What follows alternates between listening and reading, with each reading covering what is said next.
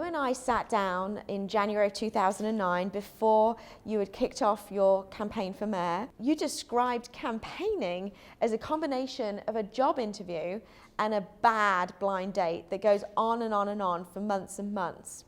So is that how your campaign actually felt?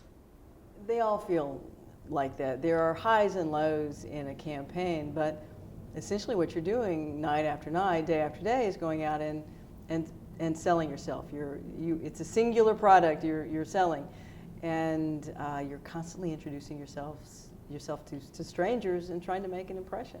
And in January 2009, you said, because of my sexual orientation, although I'm a strong contender, I have to work harder, and I have to convince people to vote for me and allow me to work for them.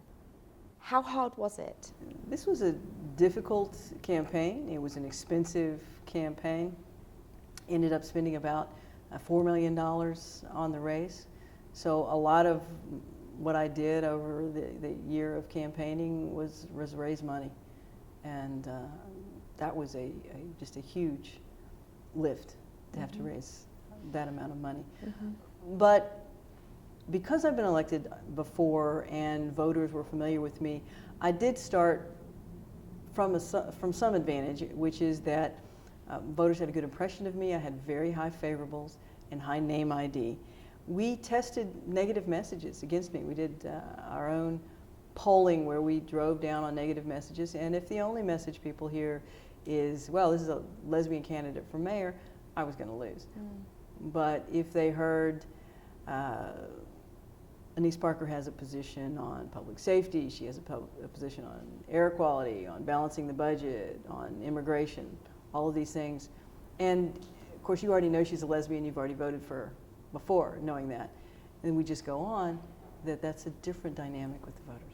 Since you took office, has your sexual orientation ever prevented you from serving the city as mayor in the most effective way?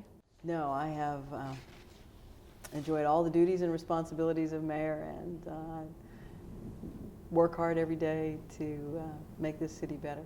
How worth is all the work and stress of the campaign? I love my job. I love my city.